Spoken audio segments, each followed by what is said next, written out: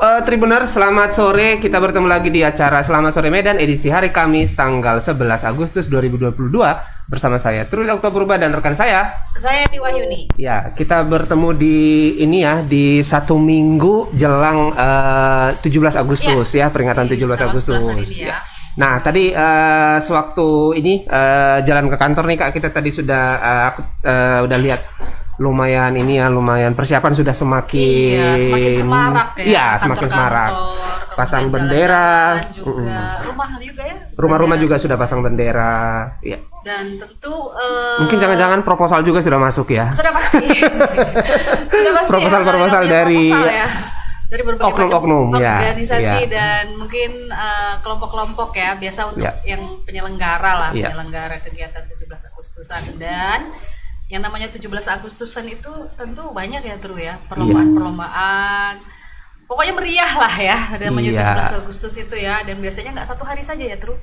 Mungkin di pas hari H 17 Agustus kadang-kadang ada yang tidak bisa diselenggarakan ya, karena bertepatan dengan acara upacara.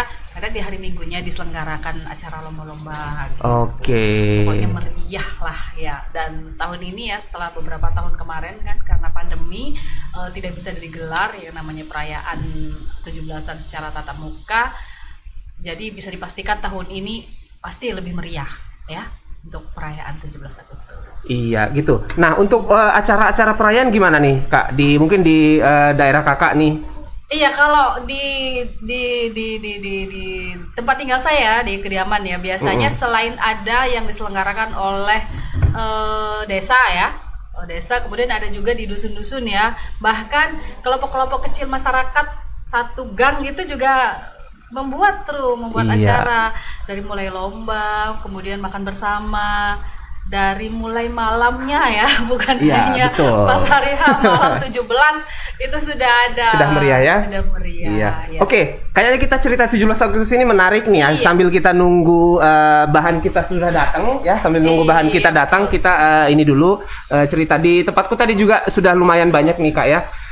Mereka sudah pasang bendera gitu ya, di komplek-komplek perumahan. Oke nih, ini tadi bahannya sudah dipersiapkan. Ini entah gimana nih apanya ini ya. Sorry tadi ada apa tadi? Tapi agak macet tadi tim tim produksi kita tadi terlambat. Tadi ada live ya. Tadi ada live.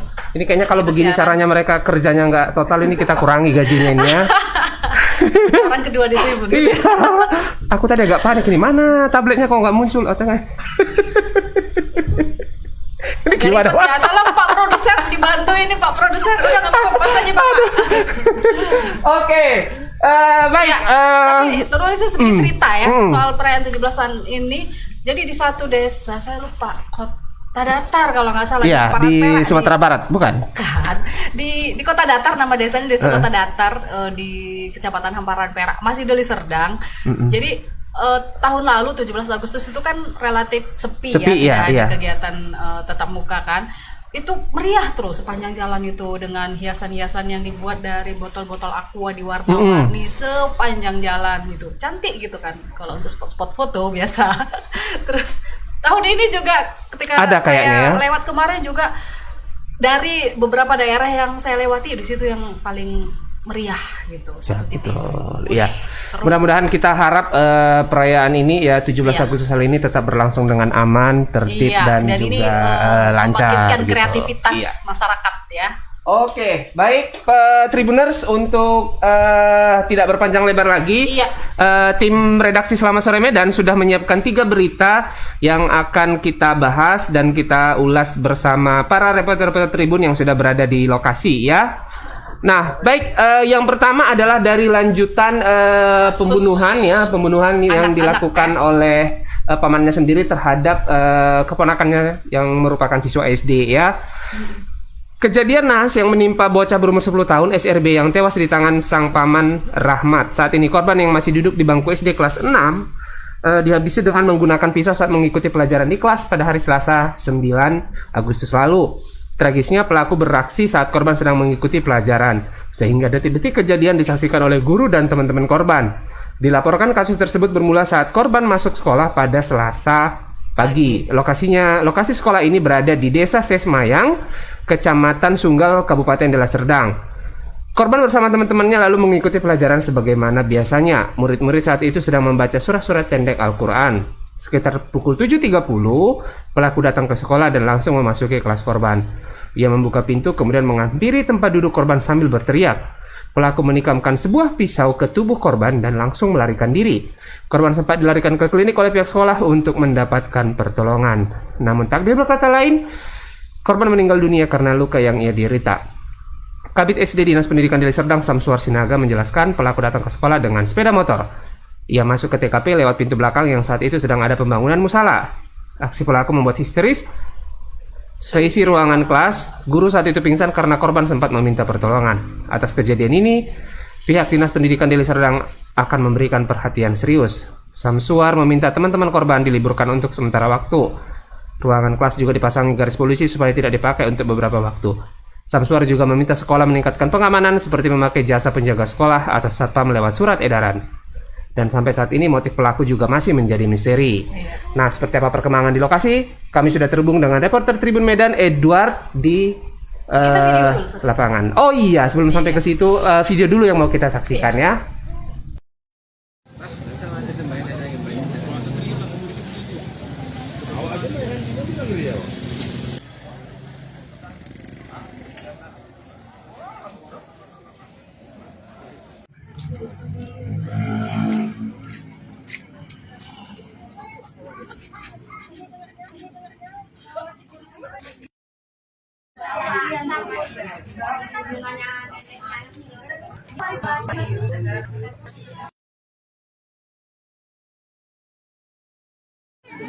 Oke Kak, mungkin bisa dijelaskan nggak sebelum terjadi kejadian naas lah yang menimpa adik kakak itu sebelum ke sekolah itu apa yang sempat terjadi Kak? Nggak ada sih Bang, kayak seperti biasa aja kayak sekolah hari-hari kan saya nganterin awalnya. Ya udah saya anterin kan sampai sekolah ya udah adik saya pun masuk sekolah seperti biasa. Habis itu nggak lama setengah jam lah kan ditelepon sama ibu gurunya katanya adik saya ditusuk itulah sama palek saya namanya Rahmat kan. Habis itu katanya dibawa sama kepala sekolahnya ke klinik, tapi nggak tahu saya klinik mana. Rupanya adik saya udah nggak ada, dibawa tempat nenek saya di apa itu Kelingan itu Pak. Kalau terkait dengan hubungan adik dengan Pak Le, itu sejauh ini memang Pak Le sering melakukan hal-hal yang bagaimana Kak? Diancam aja kemarin itu Bang, dua minggu yang lalu lah gitu. Diancam gitu, katanya mau dicekek satu persatu mau dia matikan kayak gitu katanya. Cuman ya itulah, cuman kan namanya saudara kan nggak nanggepin, entah main-main kan, rupanya terjadi juga. Kalau sosok adik biasanya kakak kenal bagaimana, periang kah? Ya baik lah Pak, periang, baik lah ya.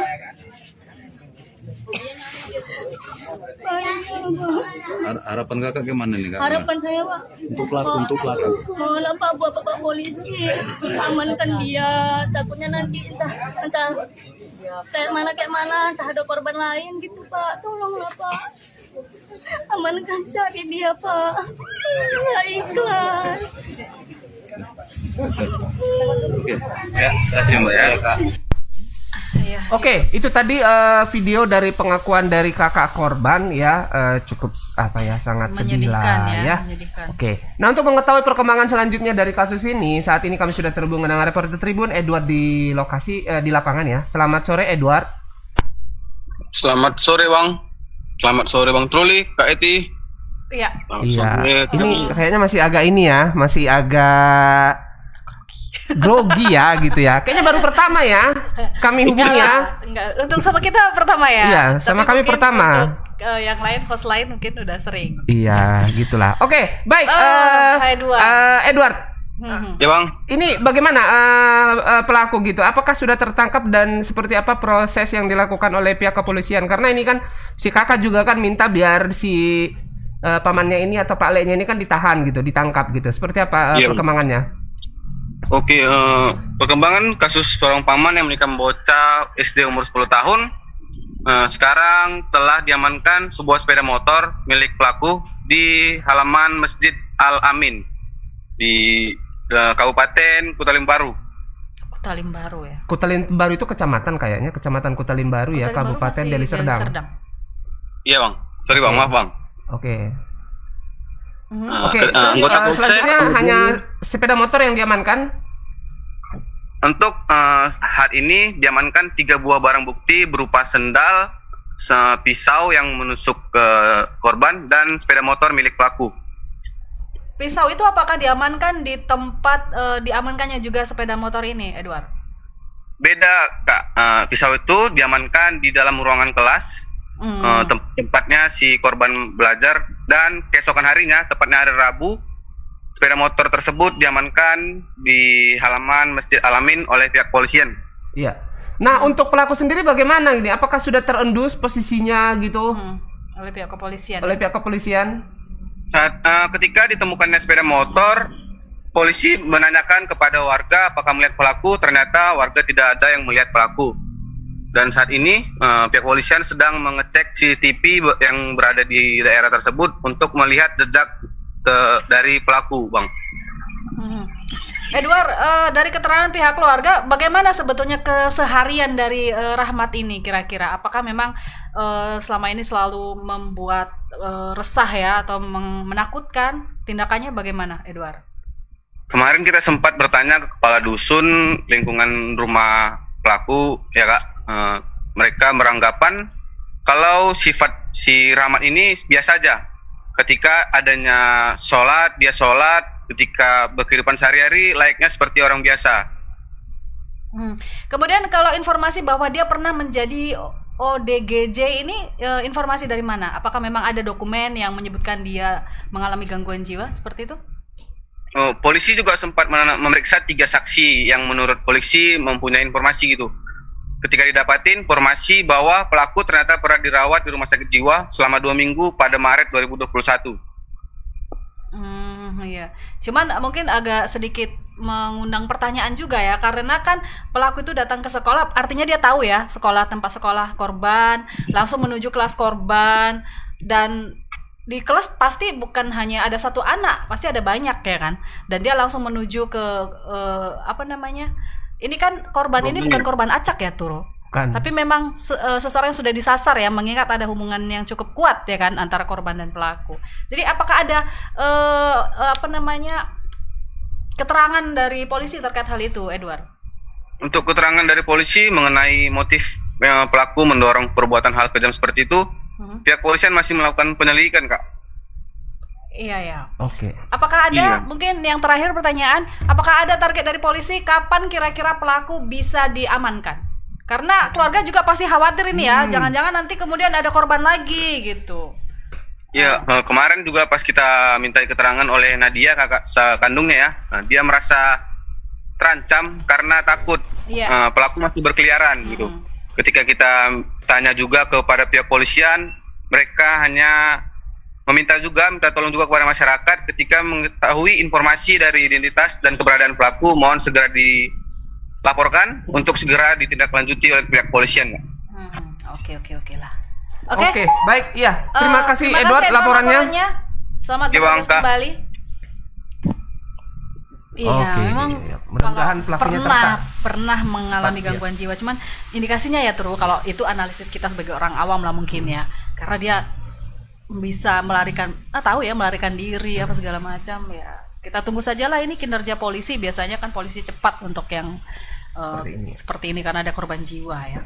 Dan baik, Truli, kita bergeser dulu ya Truli. Ya, ke berita kedua silakan dari kebakaran hutan dan lahan ya. Iya, dari Sesmayang kita sekarang bergeser dulu ke Danau Toba.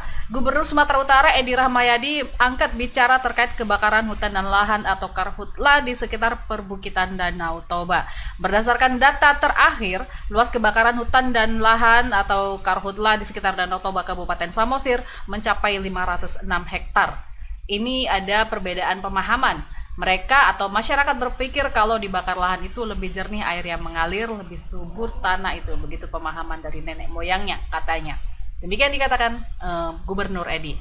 Edi mengatakan pihaknya sudah berulang kali mengingatkan masyarakat untuk tidak melakukan aktivitas membuka lahan dengan cara membakar. Hal itu sangat membahayakan dengan kelestarian alam Danau Toba. Mantan Pangkostrat itu mengungkapkan hal tersebut sudah menjadi kebiasaan buruk sejumlah masyarakat yang kerap melakukan pembukaan lahan dengan cara membakar. Kebiasaan itu harus diluruskan untuk mencegah hal serupa terulang kembali.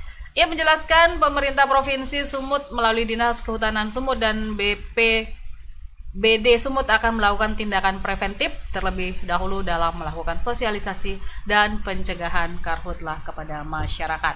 Dan untuk lebih jelas informasi ini kita sajikan juga dalam bentuk video. 2022 berdasarkan keputusan Gubernur Sumatera Utara nomor 188/552/KPTS/2022. Tapi saudara-saudara adalah sebagai filter untuk memahami apa-apa tugas ada. Selamat bergabung. Kita besarkan ini Sumatera Utara kita. Kita jaga Sumatera Utara kita. Ini udah hampir tiap tahun, setiap musim kemarau selalu terulang, Pak. Ini apalagi kondisi saat ini ratusan hektar diinfokan, Pak. Seperti apa, Pak, tindakan dari pemerintah provinsi, Pak? Kita sudah dalam waktu dekat ini api sudah mati. Ya. Habis itu kita melangkah ke depan ini mau kita bagaimanakan. Saya 4 tahun, 4 kali saya ketemu dengan masyarakat tentang kebakaran. Pemahaman yang berbeda itu sejak nenek moyang saya, Pak.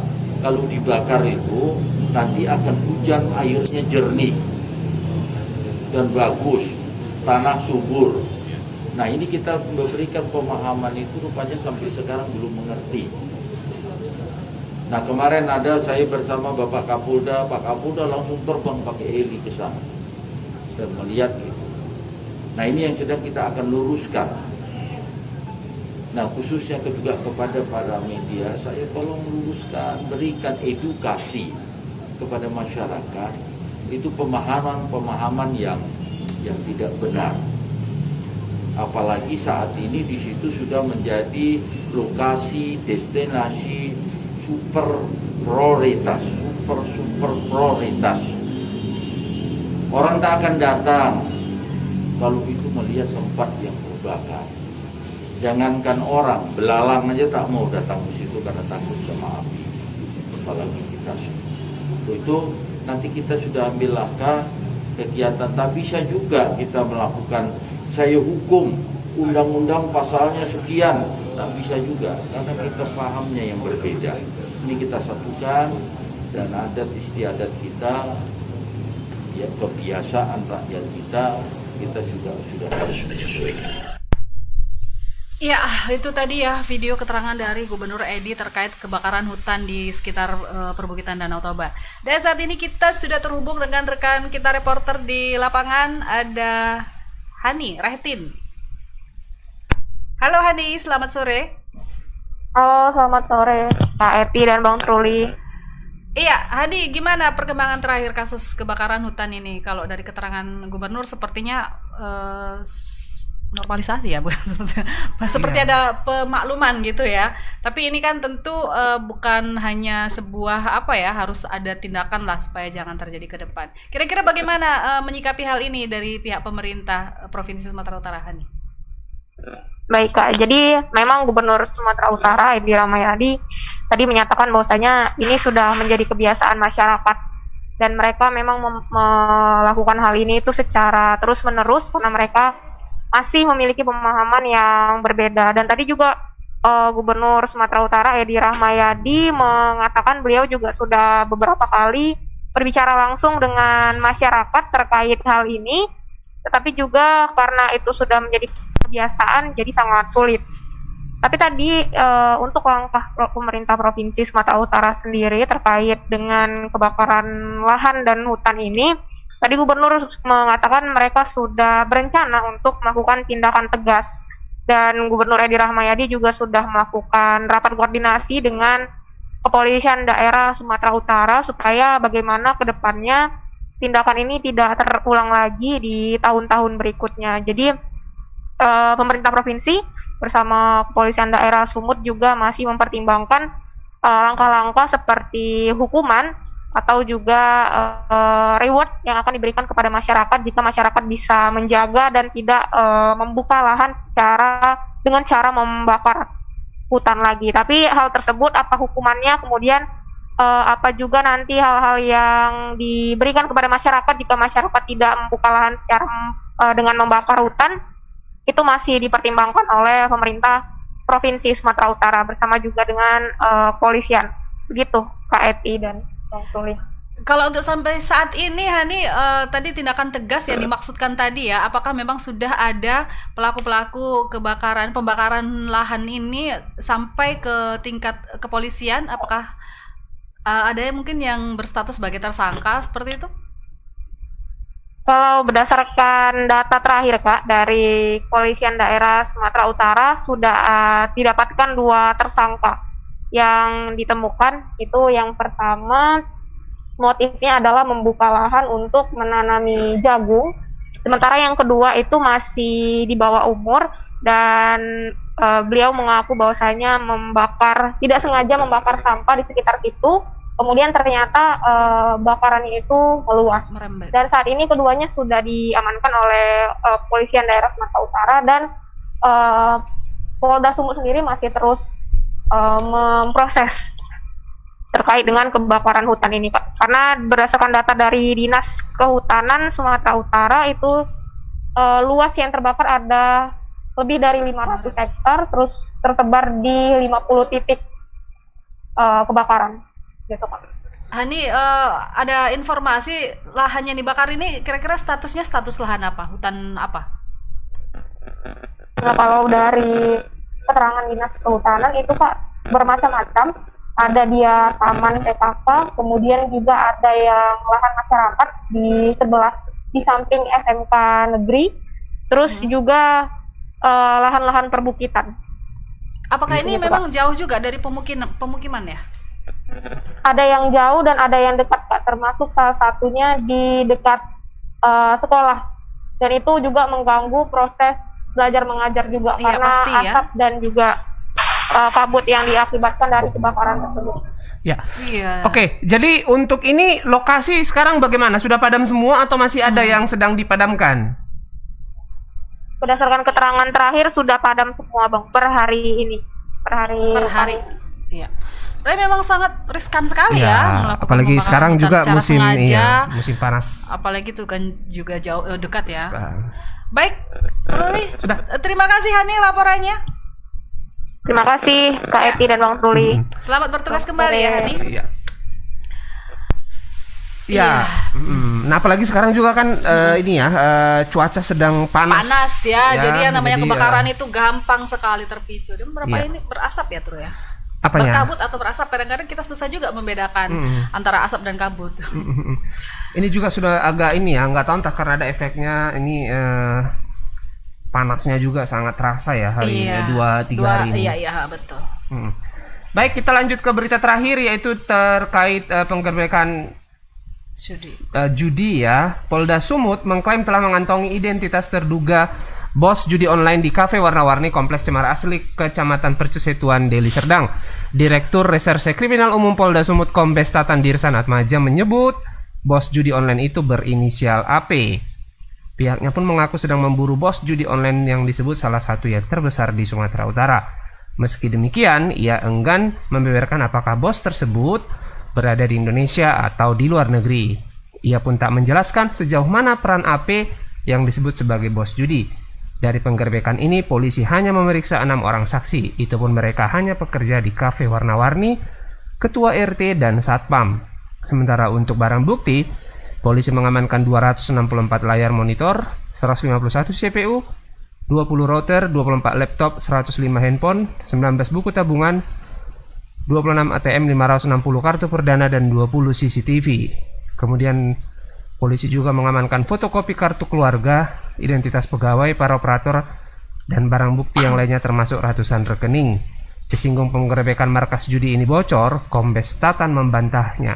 Ia menyebut saat penggerebekan Polda Sumut menyebut akan berkoordinasi dengan saat penggerebekan ruko sudah tertutup.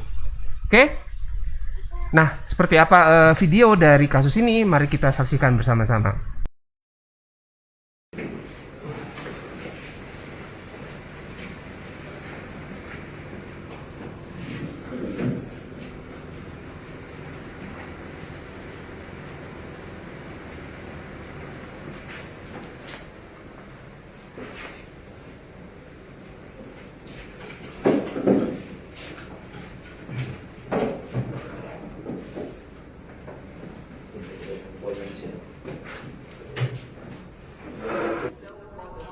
Itu dari ruangan-ruangan yang ditinggalkan oleh para operatornya. Rekan-rekan, kami sampaikan bahwa judi online ini dioperasikan atau dimainkan dengan cara setiap orang pemain itu diharuskan membuka website yang tadi saya sebutkan. Ada 18 alamat website. Membuka alamat website perjudian itu, kemudian mengaksesnya melalui link yang ada, kemudian mendaftar. Kita mendaftarkannya. Apa? Judi online. Untuk saksi berapa? Untuk judi online, Pak. Kenapa? Berapa saksi yang sudah diperiksa, Pak? Saksi sudah 6 orang yang diperiksa.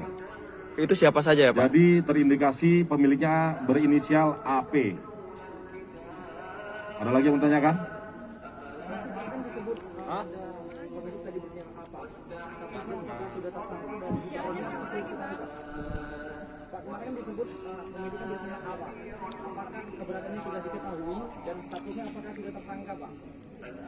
Sampai saat ini kita masih melakukan penyelidikan. Penyidik lagi melakukan pemeriksaan terhadap saksi-saksi, melakukan analisa terhadap barang bukti yang telah disita. Tadi sudah sampaikan, ada rekening, ada berapa ratus rekening yang telah dianalisa dan dikoordinasikan untuk diblokir. Kemudian CPU komputer termasuk laptop, termasuk CCTV. Jadi saat ini penyidik telah memanggil 6 orang saksi dan itu akan bertambah. Kita tunggu hasil dari pemeriksaan penyidik terkait dengan penindakan yang telah dilakukan terhadap perjudian online tersebut.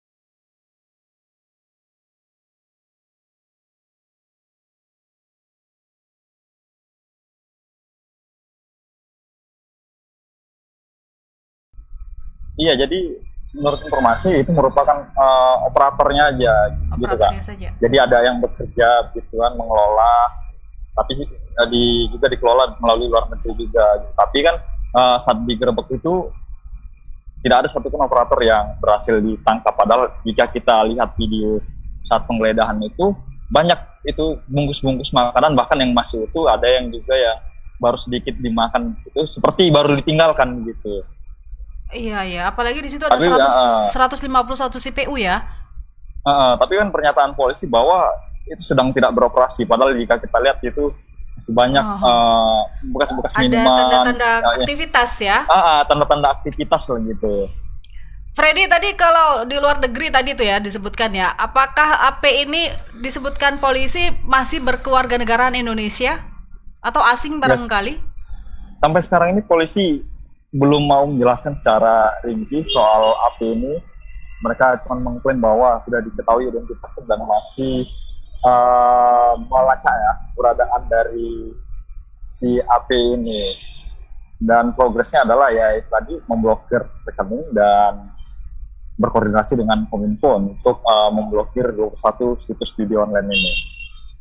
Jadi belum ada keterangan sejauh apa AP perannya di dalam 21 website judi dan markas judi online ini.